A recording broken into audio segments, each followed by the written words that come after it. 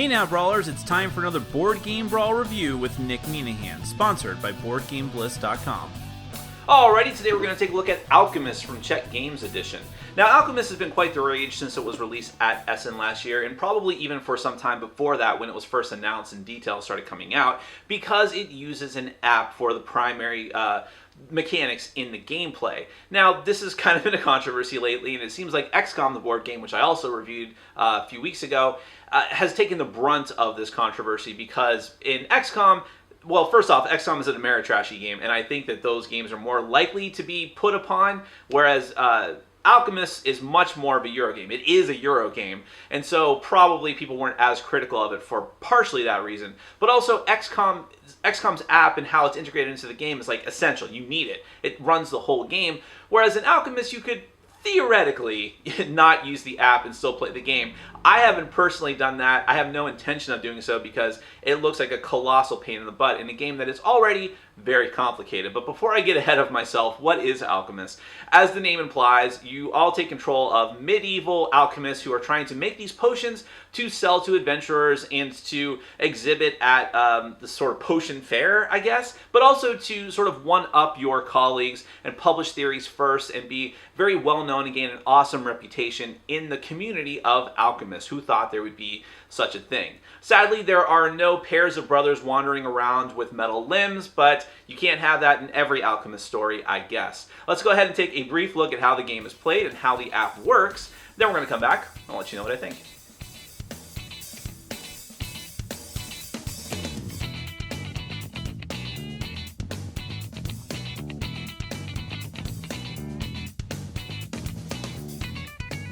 Alright, I'm going to give you a very brief overview of Alchemists from Czech Games Editions, and hopefully this is brief. There's a lot of things going on in this game.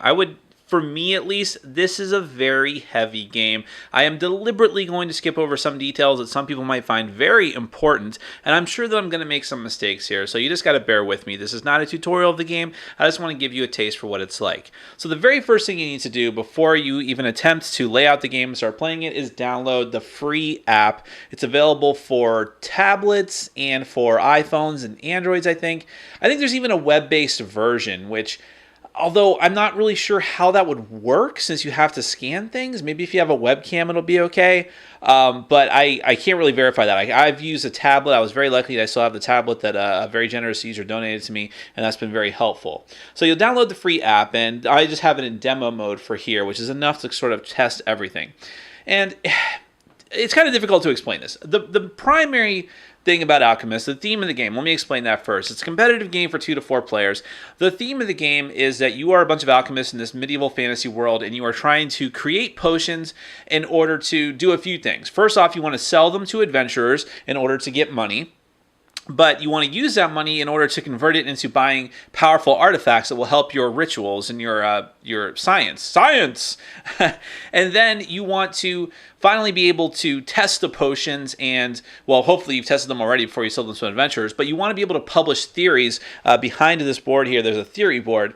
You publish theories based on the alchemical formulas that you think you have completely figured out, meaning that you know for sure what the alchemical formula for mushrooms are, and you're going to publish a theory about it. And hopefully you're right, and you'll get a lot of reputation, which translates into victory points at the end of the game. And then finally, in the last round of the game, you'll actually have a chance to exhibit your potions to the common folk and be like, wow, you just poisoned a whole crowd of people with that poison gas potion. Congratulations. You're an awesome scientist that we have come to fear and loathe. So at the end of the game, you're going to add up all of the reputation that you have, the victory points that you have from artifacts, and hopefully you will, and also gold as well. Every 3 gold pieces is a point, and then hopefully you'll be the #1 top alchemist of the land. So everyone should have an app. If you don't have the app, then you can pass one tablet around, but it is easier if everyone has their own app. Everyone's going to get this player board, which is this whole construction that you have to make where you'll have like a little screen to protect some of your hidden information. You're going to have a separate board inside where you're going to be putting these little tokens, which is sort of the deduction element of the game, which I'll get to in a minute. You'll have a sheet that you tear off the tablet that you're going to put down in front of your food pyramid there. It sort of matches up color to color. And then you're going to have this little cauldron piece which doesn't quite stick on right, but the point of the cauldron piece, there's a little ledge there. That's where you're going to put ingredient cards, and it's sort of just the stand where you put the cards for the app to scan them. Let me go ahead and show you how that works. That's probably going to be the easiest thing. So I'm going to go ahead and take just these two ingredients here. We have the ingredient row, and I'm going to go into the app. Let me show you the different options that are here on the screen. You have, see if this even focuses right since it's an app, but you have, there's 4 different options here. You have debunk theory, sell potion, drink potion, and test on student. So most of the time you're going to be doing, you don't do debunk theory that much, I'll get to that, but most of the time you're going to be doing some of the other 3, including test on student is probably the most common thing that you do. Let's go ahead to test on student. They all work, it always works essentially the same when you're scanning in cards. So there you see I'm scanning in, the camera's working. As you hover over, let me see if I can get this a little bit better so you guys can see it better. So as you hover over 2 cards and get them in camera view, the app tries to lock them in before finally automatically doing so. So there you go. Now I've got the 2 cards locked in, and when I think I've done that, and assuming there's no mistakes, I'll confirm that, and it'll tell me what potion it makes. Now, why is there an app, you might ask? The reason is that every ingredient has a different alchemical formula associated with it. The app randomizes that. That's where the deduction part comes in. Every single game is going to have a different formula corresponding to each of the ingredients. And when everyone's got the app, then you will have a game code that you put in. Everyone uses the same code, everyone uses the same game, and everyone will have the same information. And from then on, it's just trying to deduce, if that's even a word, what every single ingredient is. So with that in mind, I think the easiest way to explain the game is just to go through the main game and what all the different actions do. This is a worker placement game. That's what the essential Eurogame element of this is, aside from the app. So everything about this is just putting out little workers, which represent your assistants, which are these little cubes here, and doing all these different actions in order to gather the ingredients necessary for your formulas, to mix them together, to sell them, yada, yada, yada. So the first thing you're going to do, let me just put this back to the start of the game state. Over here at the start of the board, and yes, I'm going to do wacky cam for this because there's a lot of area to cover. You have the turn placement track. Everyone's going to have one of these little bottles that corresponds to their color. And starting with whoever has the first player token, which you'll decide randomly, you're going to put your marker on one of these spots, and then the higher up you are on the track, this is similar to the viticulture track, by the way. The higher up you are on the track, you're going to resolve your actions first, and you get to choose which actions you're doing last, which gives you more information of the other players.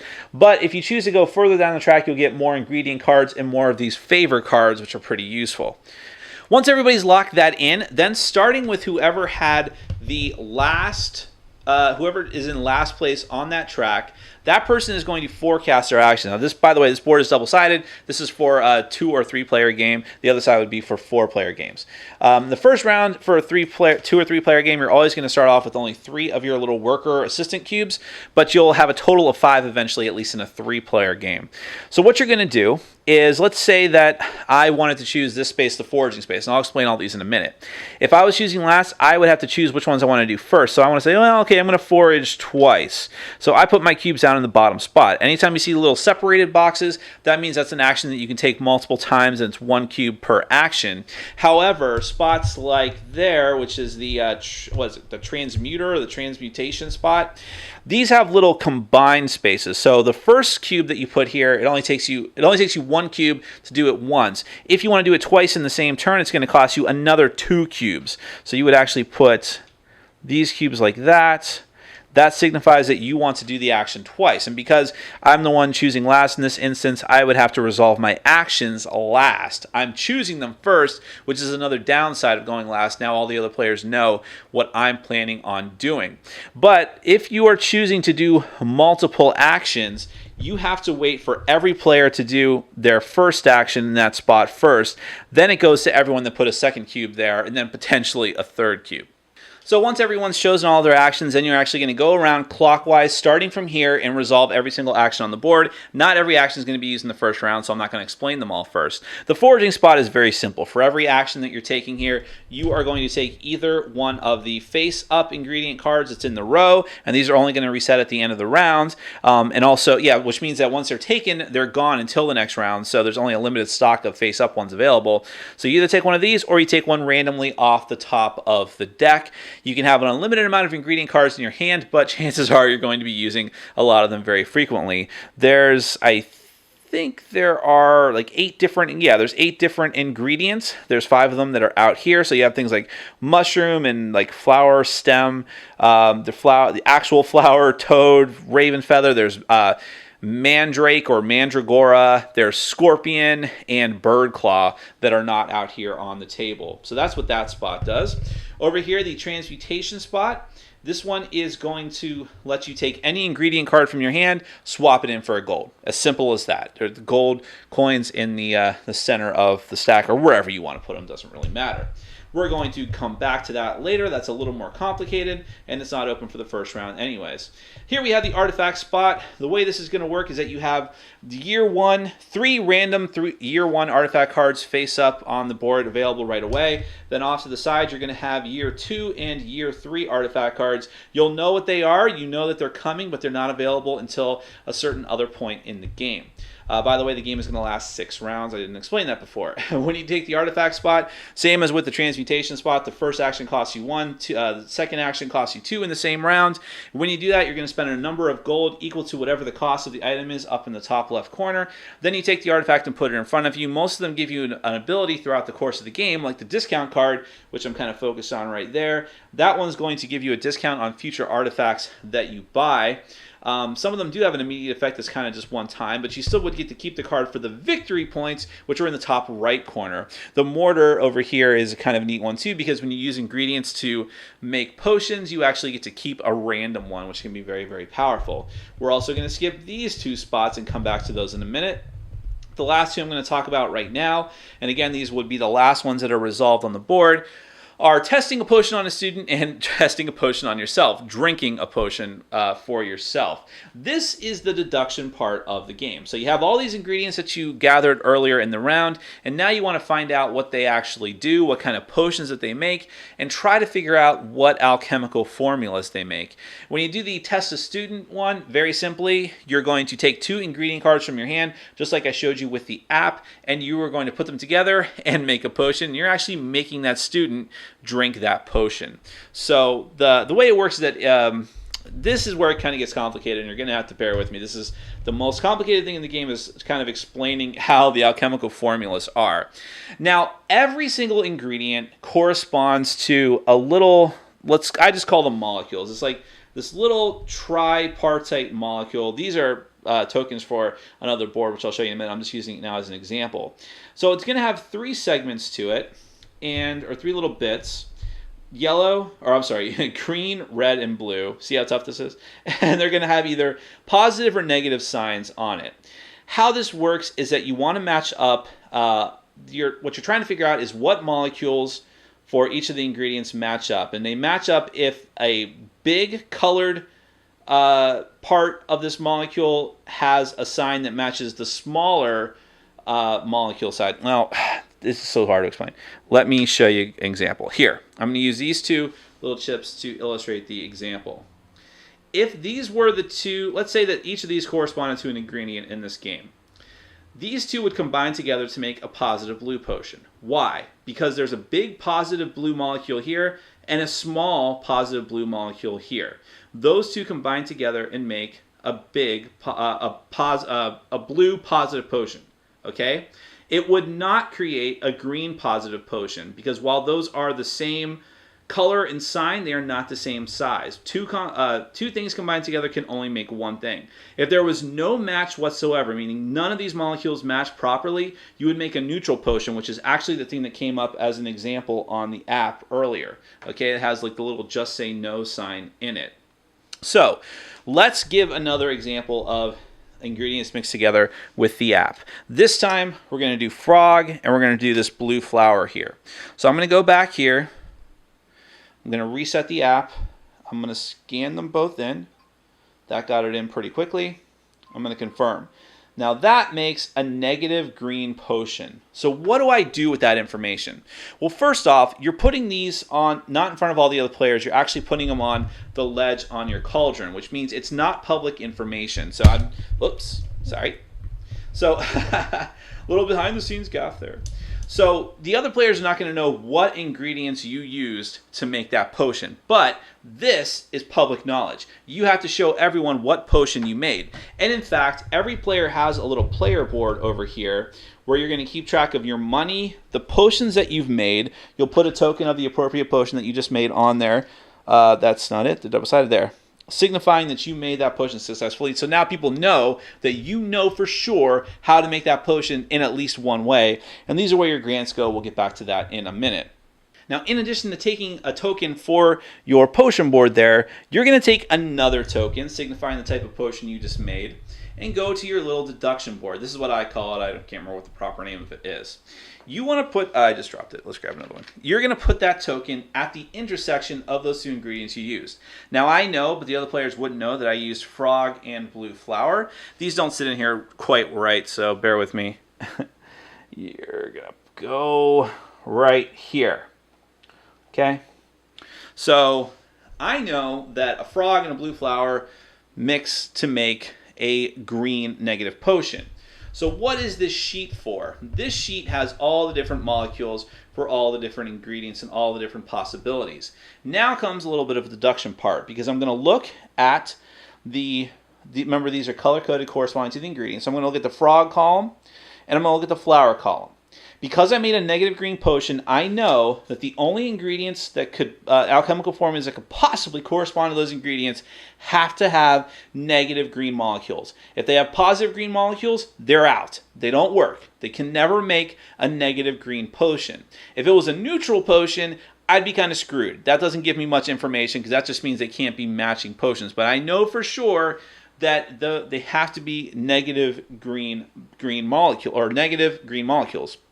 Which means I can immediately take my pen or pencil, which you also need for the game, I just don't happen to have it right now, and X off all the boxes that don't have that. And that's the deduction part. You are trying to narrow down what exact ingredients constitute all of these different ingredients, and I'm going to get to why that's important in a little bit. So let's go back to the experiments, because there's one other thing you can do. And, actually there is one important thing I forgot to mention, and a funny thing about the testing on a student. And that's that because I made a negative potion, this is actually a fantastic example, well, now my student's a little more leery of me and the fact that all the other players who are trying to test their potions on him. And he's like, all right, I'll continue to drink your nasty potions, but now you owe me a gold piece. You have to bribe him to keep drinking your potions. Doesn't matter if you were the one that gave him the first potion. And even if you feed him a second one, you have to pay a gold from now on in order to compensate him. And gold can be pretty tight in this game. So let's say that happens and you don't want to pay him gold. Well, maybe you were fortunate enough to put some of your cubes on the test potion on self action or drink potion. That is also in the app, and that just means that you're going to test the potion on yourself.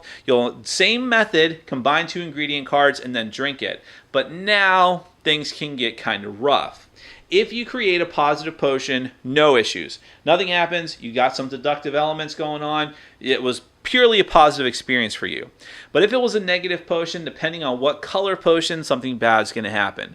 If it was a blue potion, and that's what that little box is, that's giving you a little cheat sheet of what they do. If it was a negative blue potion, you lose a reputation, which is essentially victory points at the end of the game. If it was a negative green potion, you become paralyzed, meaning that you have to take the final bottom spot on the player order board for the next round. You're going last, and there's nothing you can do about it. And if you took a negative red potion, that's not as bad, but you're going to have to take the cubes that you used for that action and put them in the hospital. Those are your workers, and you won't get them back for the next round. Instead, they're going to go up into this favor space. The favor space, I guess that's what I'm calling it, so a little unfrowny or sad face. That's where cubes go. If you decide you don't want to take an action after putting cubes on the board, you can put them there, and at the end of the round, for every 2 cubes you have there, you get to draw one of these favor cards. Favor cards you can gain from there, and you can also gain depending on your placement on the track. The favor cards are like little one-off special abilities that you may gain. Let me get back in focus a bit here just to show you a few of these. For instance, you have the Herbalist, who says it's a play immediately card. You draw 3 ingredients and discard 2 ingredients. The Sage, you get an extra gold piece during Transmutation. And the Assistant is going to give you an extra cube for the rounds when you play her. Alright, you still with me so far? I know there's a lot of stuff to cover. Going into the second round and from then on, you then have the opportunity to sell potions to adventurers. That's a space that opens up. Selling potions, you're going to put cubes there. Each player can only do it once per round. And then very simply, you're going to try to sell one of your potions to the adventurer tile that has randomly been drawn. At the bottom of the tile, it tells you what type of potions they've been looking for, as you can see there. Now, the first person to go there and successfully try to sell them a potion decides which type of potion they're trying to sell. And in a 3-player game, if you try to sell him one of the first 2 potions, no one else can try to sell him whatever potion you didn't choose of those 2. They have to sell them the 3rd potion. I know, it's a weird fiddly thing. I don't know why they did it that way. But when you choose to sell someone a potion, you guarantee a level of quality. For instance, if you guarantee them the maximum level of quality and you deliver the potion successfully, you can gain up to 4 gold pieces. But that requires you to sell a potion that is exactly what you promised. It has to be exactly what is on the tile that you promised him. You can make a slightly inferior potion as long as I believe the signs are correct, but maybe the color is wrong, because who cares? But anything other than that, you'll still get some gold pieces, but you're going to be losing reputation as well, which is not fun. Also, if more than one player tries to sell potions in the same rounds, that's where these little player cards come in. These are the bidding cards, and these are actually discounts. You are offering discounts in order to see who gets to sell to the opponent first. It's like a simultaneous selection. The bigger the discount, the happier the adventurer is. So, and whoever gives the biggest discount gets to sell first, which is important if you know that you're trying to sell the same potions to the person, since that can only happen once. He's only going to buy one of each type of potion. Other things that we need to talk about: publishing and debunking a theory. Now, publishing is actually the one on the right. Publishing a theory, there's so much to this game. This is where I have to move a player board aside and talk about the theory board, which is this whole thing over here. And by the way, surrounding the theory board is the reputation track. See my little bottle over there? That's where you keep track of your reputation during the course of the game. Theories are what these little seals are for. Whenever you think you know exactly the alchemical formula, as I half-assedly described, whatever that is for a specific ingredient, you're going to take the ingredient or the alchemical formula token that you think applies to that ingredient, slap it down on that particular ingredient surrounding there, together with one of your seals. Congratulations, you have published a theory to the alchemist community regarding what you believe the formula is for that ingredient. But you could be lying, or you could just be talking out of your ass because you don't really know. That's why some of the seal tokens have these, let me see if I can focus a bit here, have these little gold, silver and gold stars. Those are victory points at the end of the game. So if you're correct in your theory at the end, you're going to gain those types of victory points. Let me show you some of the other ones. I'm sure there's gold ones here somewhere. There's one of the gold seals, okay? But some of them have question marks, which says, I don't know. I don't actually know that this theory is correct, but I'm hoping at least that the color matches the aspect of the aspect of that is correct matches the color of the question mark that I put down, which is kind of complicated. I'm really not going to go into too much details on that. But every time you publish a theory, right or wrong, whether you know it or not secretly, you can gain reputation. And other players can come behind you and endorse your theory if they think that you're correct, or they also want to bluff out. And these middle tiles are the grant tiles. Whenever you have 2 theories published or endorsed for a particular that correspond to one of these grant tiles, you're able to take that tile, and that's both money and victory points at the end of the game. But after that, after the first one that you do, you need 3 total theories published to gain another tile. The middle tile just has 4 different options. That's why it's worth less victory points. But the fun part about Alchemist, well, not really, it's actually one of my least favorite parts, but it is fun when it actually happens, is debunking a theory. That's what this other space is over here. This is where when someone has actually put down one of their seals, you can come along, take that action, and say, no sirree, Bob, I think that theory is totally bogus. And that's where you will use the app as well. And in that case, you need to actually prove that theory is wrong. Now, this kind of varies. I'm not going to go into too many details because debunking doesn't even happen that often, but depending on whether you're playing the apprentice mode or the master mode, you either have to just like make a guesstimate based on the information you have and try to prove that theory is incorrect, and you can possibly gain some reputation for doing so and make the other players lose reputation if they actually put one of their star seals there. Or if you're playing the master mode, you actually have to hold an experiment like you're making a potion yourself in order to prove that their theory is incorrect. But I don't recommend playing with the master mode. I'll talk about that in my final thoughts. So that's essentially that. The last thing I'm going to talk about for actions is that and there's a couple other things we need to talk about too, but in the very last round, the testing and drinking spots are covered up with the exhibition board. The exhibition board is where you get to show off the potions that you've been learning how to make this entire time. You put cubes there as normal, trying to take actions, but in this case, you're actually trying to make the specific 6 potions that you've hopefully been learning how to make throughout the course of the game. And if you can and show them off to the people, you'll gain extra reputation points. And if you can master a particular color, having both the positive and negative of both, you can even gain extra reputation points. And finally, and I promise, the last thing I'm going to talk about is this stack of tiles over here. Now, this stack of tiles has 2 purposes. One is that new adventures are going to be coming out starting with the 3rd round. The first adventure sticks out for the first 2 rounds, and then that adventure gets replaced with the next one off of the stack. So they all have different symbols on them. But seated throughout that stack, at the end of round 3 and at the end of round 5, you're going to have a conference. And this is double-sided for apprentice or master mode. Just do apprentice. And what this says is that whenever you have a conference, 2 things are going to happen. First off, the old artifacts get wiped away in the year 2, and then the year 3 artifacts will come out. Also, anyone at this point that does not have a certain number of theories published is going to lose reputation, or if they do have a certain number of theories published, in this case 1 or none, then you're going to gain reputation, and it gets more brutal if you play on the master mode. And then for the other conference tile, again, it gets a little bit tougher. Now, in order to gain reputation, you have to have at least 2 theories published. If you've only got 1, you lose reputation. If you have none, you lose 2 points of reputation. Also, at the end of every round, and this is sort of, you got a cheat sheet over here, whoever has the most theories published is going to gain a reputation.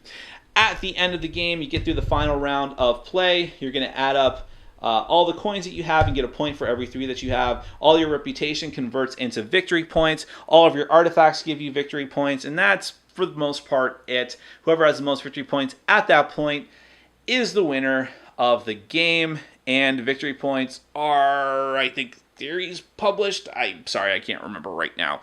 But that is essentially Alchemist. There's a ton of stuff going on in this game. Very, very complex, but very interesting. Let's get to my final thoughts. The components of Alchemist are solid. I don't think that Czech Games Edition has really had an issue with that in any of their other games, at least the ones that I've played. It's all been pretty good. I like the little potion bottles for determining order placement and reputation. I like the boards are kind of complicated to put together the first time, but it's pretty easy after that, and it all works together well.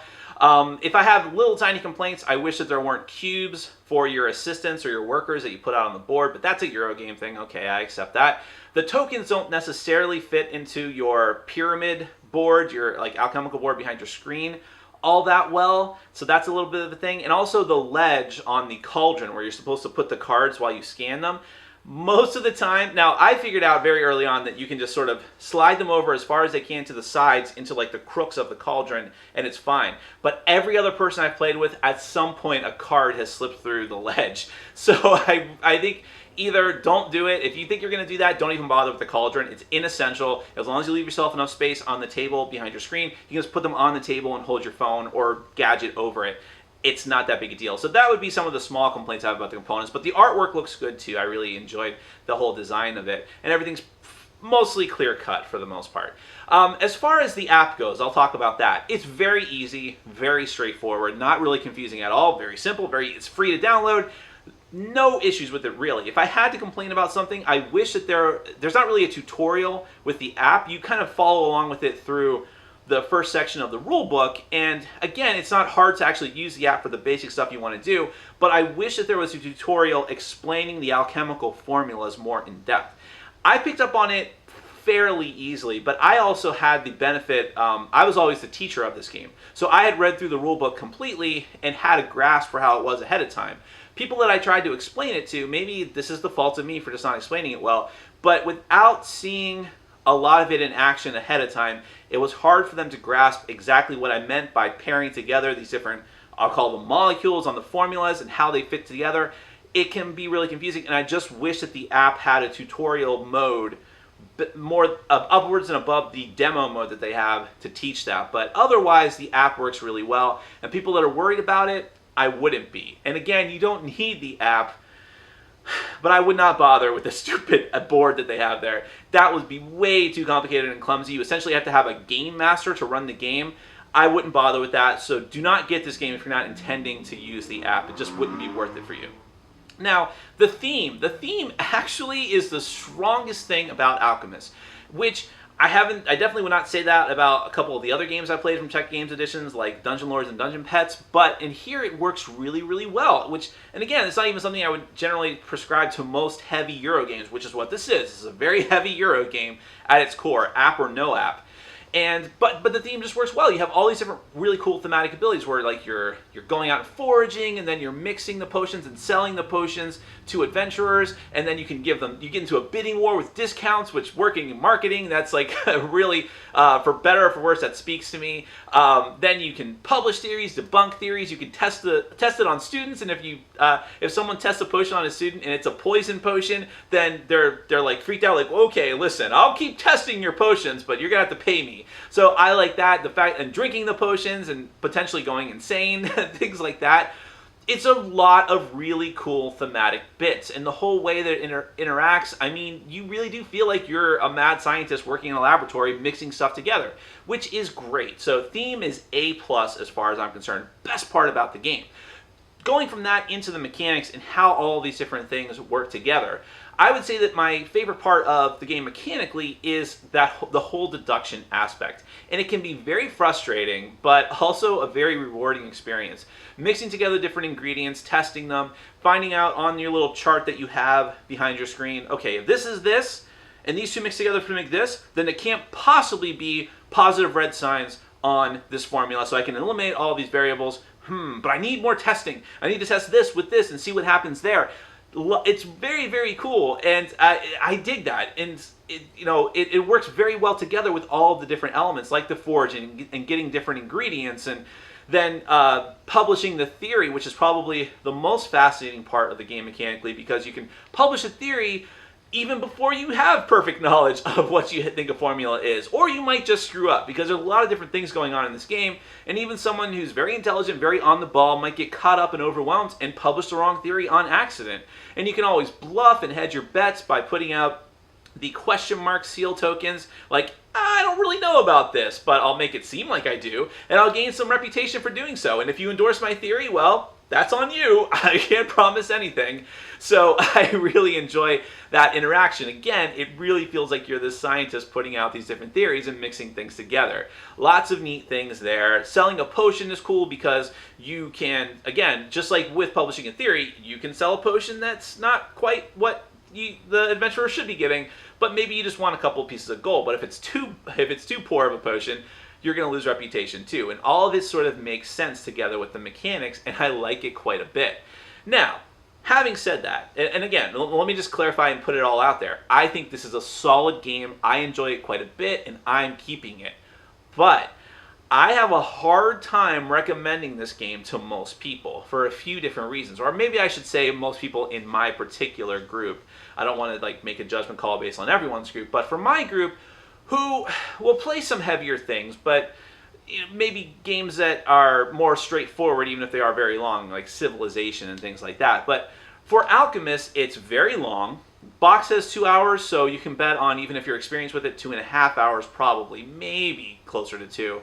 So there's that. It is very, very complicated. I'm sure there's more complicated games. I don't play them, but you can go into it like, oh, it's a game that uses an app, and you're just mixing together potions. How complicated could that be? Well, it's there's a lot of different things going on. Just getting through the rules for your first time, if you're coming to it fresh like we are, is 45 minutes at least, figuring out everything, and still having to refer to things during the course of the game. And Also, there's a Master and Apprentice edition. I've played it both ways. Don't bother with the Master, not edition, but Master mode or whatever you want to call it. That mode, all it does is just make things more complicated, more punishing, and for no real good reason. You get all the flavor, all the theme, all the main mechanics of the game with the Apprentice mode. No reason to do the Master variant as far as I'm concerned, because the game is complicated enough as it is. I almost wish, and I had a conversation with someone about this that I played with, you could have had the same main mechanisms of the game and probably cut out at least 50% of what's going on there. I understand that like bidding for discount is very cool thematically, but is it really necessary?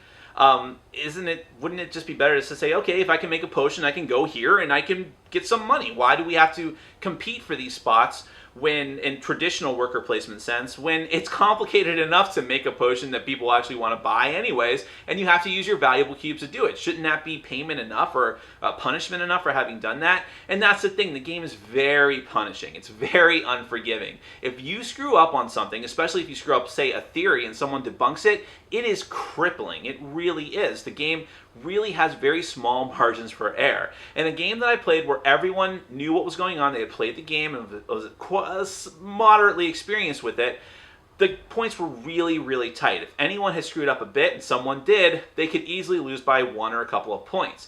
If someone is super experienced with the game, like I played with new people after having played it 2 times already, I crushed everybody because they couldn't possibly catch up with me. I knew the feel and the rhythm of the game and when to publish theories and what I should be doing and going after the right artifacts. So, and the people that were still just trying to play catch up and not knowing quite what to do just were going into the negatives almost. Not negatives, but past below the point where you actually start on the reputation track. So I think the game can be very brutal, and you don't need to be doing things like the Master variant, and really, the game could have been a much simpler version. Does that mean that I think it's a bad game? Absolutely not. I think it's a wonderful game in a lot of different ways. Thematically, the way the deduction works, the way the app works, it's so innovative and cool. You just need to be very careful with who you choose to play the game with, because the theme and the artwork and things like that give the appearance that the game is going to be lighter than what it actually is. A very heavy Euro game, at least by my standards, but also a fun and rewarding one if you can get into it. That is Alchemist from Czech Games Edition. Thanks for watching. Follow us on Facebook, Twitter, and Patreon. And make sure to check out our sponsor, Board Game Bliss, where you can find an amazing selection of games from around the world. BoardGameBliss.com. Thanks for your support.